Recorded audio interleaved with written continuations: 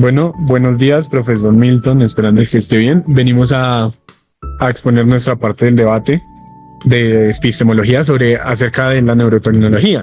Bueno, y es que tenemos que empezar hablando de algo que muy normalmente se habla y que de hecho hay estudios muy a profundidad sobre el tema, y es acerca del antropocentrismo.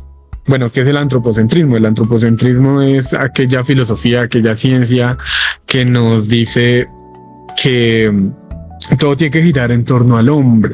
Pero ¿qué pasa? Que nosotros de cierta forma, en ciertos momentos, somos seres incapaces parcialmente. ¿Por qué? Porque se habla de que nosotros hemos perdido el instinto de supervivencia a lo largo de la evolución. Entonces, ¿qué pasa? Que dependemos de la infraestructura que nosotros mismos podemos construir para poder evolucionar y para poder seguir siendo una sociedad que avance y que no se quede como en lo antiguo. Bueno, tenemos dos posturas en este caso. Mi compañero tiene la postura transhumanista y yo tengo la postura bioconservadora. En mi postura voy a ser la defensora de los neuroderechos y de la integridad mental, y voy a analizar la técnica desde la precaución bioética y el riesgo de la mercantilización del yo. Es decir, voy a tener un tono más crítico y analítico enfocado a la protección de la esencia humana y de la justicia social. Bueno, empezando porque la infradotación no es un castigo, sino que es el motor de nuestra evolución. Y hoy nos encontramos en el umbral de lo que Nick Bostrom, que es un autor, nos va a definir como un imperativo moral, es decir, transitar de una evolución natural regida por el azar de las mutaciones hacia una evolución artificial. Esto significa que el eliminar el sufrimiento y considerarlo innecesario, pues nos va a limitar no solamente como seres humanos, sino también como personas de la naturaleza humana. Bueno, y tenemos que pensar también, porque es muy importante, es una ciencia pues bastante nueva y bastante interesante, en las capacidades de mejora que ésta tiene y en cuáles áreas son. Pensemos, por ejemplo, en una persona que sufre de Parkinson o de ELA, que afectan directamente el sistema nervioso. Son enfermedades neurodegenerativas. Entonces, ¿qué pasa? Mediante el implante de neurochips, ¿qué es lo que se ha venido demostrando y qué es lo que se ha venido logrando, no? Bueno, pues digamos que en recientes estudios se han visto grandes avances, digamos, en pacientes que sufren de Parkinson, se han podido detener significativamente los temblores que estos sufren. Y digamos que esto es una ventaja pues muy grande para estas personas, pues porque a ver, o sea, les devuelve parte de su humanidad. O sea, es que acá no se trata de deshumanizar a las personas, sino se trata de, mediante la tecnología, cómo hacemos para devolverles esa parte de humanidad, esa parte que han perdido. Entonces, tenemos que sentarnos a pensar en esto, la verdad, porque es un tema muy interesante, digamos, también con los pacientes de la esclerosis lateral amiotrófica, que se quedan paralizados, que en algún punto de sus vidas les toca decidir cómo quieren, en qué posición quieren pasar el resto de sus vidas. O sea, por Dios, eso es algo prácticamente inhumano. Entonces, si tenemos la capacidad de devolverle humanidad, de devolverle calidad de vida a estas personas que sufren estas enfermedades, de devolverles derechos, de devolverles capacidades, o sea, simplemente porque no lo hacemos, porque no lo implementamos. Obviamente esto tiene que traer técnicas avanzadas en seguridad, en neuroseguridad, porque si no, se nos puede salir de las manos, como puede suceder con cualquier nueva tecnología que sale en el mundo. Entonces, tiene grandes ventajas para la implementación en nuestra sociedad. Bueno, esa visión idílica de inclusión nos colisiona directamente con la realidad pues, que estamos viviendo en este momento de desigualdades.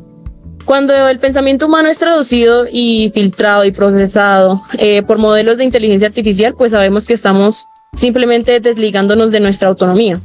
Y surge una pregunta pues profundamente ética, que es el dónde termina la voluntad auténtica del sujeto, es decir, de nosotros los seres humanos, y dónde comienza la interpretación de un algoritmo, pues precisamente artificial, que a pesar de que es creado por un humano, no vela por los fines humanitarios que nosotros hemos velado desde el principio de los tiempos y que seguirá pues rigiéndonos entre nosotros. Bueno, mi oponente presenta las interfaces del cerebro y el computador como unas herramientas neutrales, es decir, pues digamos que la autocomposición de la evolución para que nosotros seamos seres mejor capacitados Sin embargo, la tecnología, pues ninguna tecnología es neutral. Y cuando interviene sobre la conciencia humana, pues estudios experimentales ya han demostrado que pues determinadas zonas cerebrales pueden ser estimuladas para inducir conductas específicas y emociones e incluso decisiones, pero el individuo no las puede percibir como propias. Y aunque hayan sido provocadas externamente, pues no van a ser del mismo núcleo que son emitidas por el ser humano. Entonces, por eso hablar únicamente de la autonomía ampliada, pues es ignorar un riesgo, pues, de un sistema digital que pues nos va a permitir no solamente entablarnos en una relación con una tecnología que no nos aporta, sino que también una irresponsabilidad con la conciencia humana.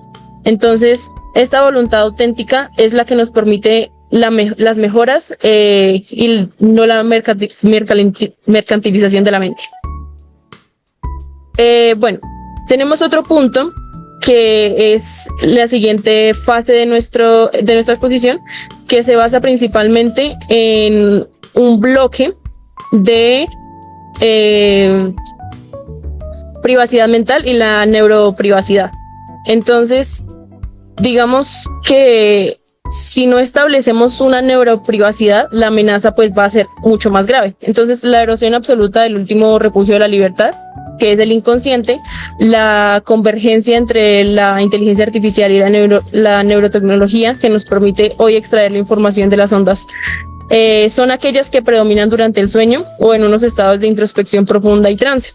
Bueno, en este caso estamos ante el asedio de la neuroprivacidad, que es, digamos, el bloque que vamos a debatir, que es, sino que el uso sistemático de datos neurales para el neuromarketing nos expresa, digamos, hubo un caso histórico que no establecemos regulaciones estrictas, sino que permitiremos que corporaciones vendan perfiles de nuestras reacciones subconscientes. Bueno, y acá tenemos un punto bastante importante, y es que la regulación no viene desde la prohibición. O sea, nosotros no podemos prohibir una tecnología que en el mundo ha dado resultados recientemente. O sea, más bien, ¿por qué no la regulamos inteligentemente? O sea, ¿por qué no le ponemos límites sanos? No tenemos por qué ir a prohibir algo que puede ser beneficioso para los seres humanos, que puede ser beneficioso para tratar pacientes con trastornos neurocognitivos, con trastornos de la personalidad incluso. O sea, esto incluso puede llegar en algún punto a reintegrar a personas, a seres que habían sido desvinculadas de la sociedad, a que estén nuevamente integradas pues en nuestra sociedad, que pues es algo que, digamos, Martha Nussbaum nos dice en el contrato social. Cuando ella hace la crítica a los contractualistas, nos pone esto: o sea, ¿por qué los individuos que son socialmente excluidos no pueden hacer parte del contrato social? Y esto es un argumento muy interesante, la verdad, porque es que no podemos desnaturalizar a las personas porque tengan un trastorno neuropsicológico, neurocognitivo de la personalidad. O sea, porque todos somos seres racionales al fin y al cabo. El ordenamiento jurídico nos lo dice: todos somos seres capaces. O sea, ya no existen personas que sean incapaces absolutamente, realmente. Entonces, tenemos que velar por la protección de las personas, velar por la protección de su libre albedrío. O sea, no porque la mayoría no pueda significa que la minoría tenga que acogerse a esto o viceversa. Entonces tenemos que ir más allá de estos límites y pensar realmente en qué es beneficio para la sociedad y cómo lo controlamos. Bueno, mi compañero habla de esa libertad. Entonces, tenemos que una libertad y el mejoramiento humano puede ser muy perspicaz, no cabe duda, pero aquí es donde yo me pregunto: ¿puede existir una verdadera libertad cuando nuestros pensamientos dependen de sistemas programados por corporaciones o por gobiernos? Ese es el verdadero peligro, no cómo nosotros los seres humanos manejamos estas nuevas implementaciones, ya que pues nosotros siempre hablaremos para mejorar. Sin embargo, hay personas y hay gobiernos que no les interesa y no les va a beneficiar que nosotros tengamos una autonomía. Es aquí donde existen pues esas investigaciones capaces de estimular zonas específicas del cerebro y el provocar emociones y decisiones y comportamientos que pueden ser manipulados por un sistema nervioso y por ende pueden ser manipulados por un gobierno o por un sistema mucho más trágico para nosotros. Es por eso que solamente hay que imaginar los momentos donde puedan haber consecuencias. Entonces no se trataría solamente de robar una información bancaria o de datos personales, no, se trataría de alterar emociones, es decir, incluir impulsos nerviosos, intervenir en pensamientos sin que la persona lo perciba. Entonces aquí es donde vuelve a surgir una pregunta ética, que es qué tan responsables y qué tan plenamente conscientes de nuestras decisiones en cuanto a actividad mental somos nosotros y cuánto podría ser modificado pues externamente.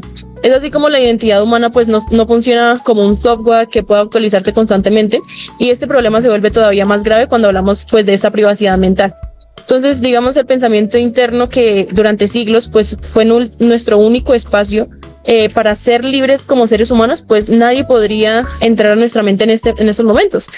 Sin embargo, pues con esta actualización o con este pensamiento externo sí se podría hacer. Entonces aquí nadie puede acceder directamente como una combinación de inteligencia y neurociencia. Pues es un punto bastante interesante, pero claro que habría libertad. O sea, es que o sea, ¿cómo más podemos pensar que no va a haber libertad si le estamos devolviendo capacidades a las personas? O sea, qué más bonito y qué más interesante que devolverle la libertad a una persona que tiene Parkinson de poder moverse sin temblores, de poder volver a sus hábitos cotidianos. Qué más interesante y qué más libertad querría una persona con ELA de poder volver a moverse, poder volver a caminar, poder volver a abrazar a sus seres queridos, por poder volver a tener una simple conversación con uno de sus amigos. O sea, es que realmente el componente humano de la neurociencia es algo bastante importante y algo que ciertamente tenemos que pensar al momento de involucrarlo. Y es que no podemos prohibirlo, porque es que las tecnologías transhumanistas y en especial la neurociencia no vienen a atacar con el fin de robar información, de robar algo, de que puedan existir posibles hackeos, sino que estas tecnologías vienen como tales en pro de la humanidad, en pro de nosotros los seres humanos, en pro de la sociedad, de facilitarnos las cosas. Y es que si hay una manera más sencilla de hacer las cosas, una manera más progresiva de hacer las cosas para que podamos seguir avanzando juntos como sociedad, ¿por qué no lo hacemos? O sea, y tenemos que pensar realmente qué es justo para las personas, qué es justo para los individuos de la sociedad, para estas personas, como lo repetía. O sea, todos tenemos que ser parte de la sociedad. O sea, no podemos excluir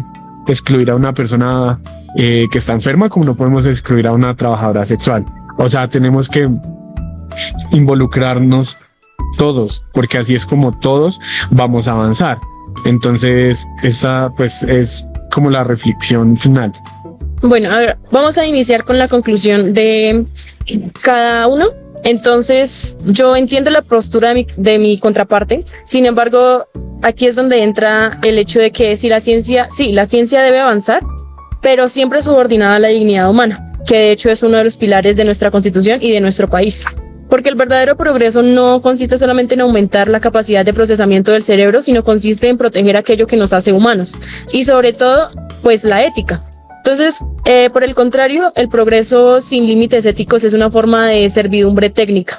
Entonces, si perdemos la soberanía sobre nuestra privacidad mental y nuestra identidad, pues habremos ganado capacidad de cómputo a costa pues de nuestra libertad. Entonces, digamos que esa interrogante ante el poder de redefinir nuestra propia biología, pues es si somos capaces de asumir la responsabilidad sobre nuestras creaciones y biotecnologías, y será el poshumanismo un ser que ya no reconozca la ética que hoy estamos intentando salvar. Bueno, mi conclusión realmente es hacia invitar a las personas a las que pueda llegar este video, a usted, profesora, que apoyemos estas nuevas tecnologías, porque es que vivimos aún en una sociedad muy conservadora, y más si lo aplicamos a nuestro contexto. Tunja es una ciudad supremamente conservadora, y ni hablar de Colombia. O sea, que realmente los cambios sociales, los cambios tecnológicos se han visto reflejados en la última década. O sea, tenemos que avanzar. No digo que de una manera desmesuradamente veloz, pero sí tenemos que adaptarnos al resto de la sociedad, al resto del mundo, a cómo están avanzando, porque si no nos vamos a convertir en una sociedad retrógrada, en una sociedad que no avanza, en una sociedad que simplemente no va para ningún lado. Entonces los invito a esto, y gracias por haber prestado atención. Esta es nuestra exposición. Muchas gracias.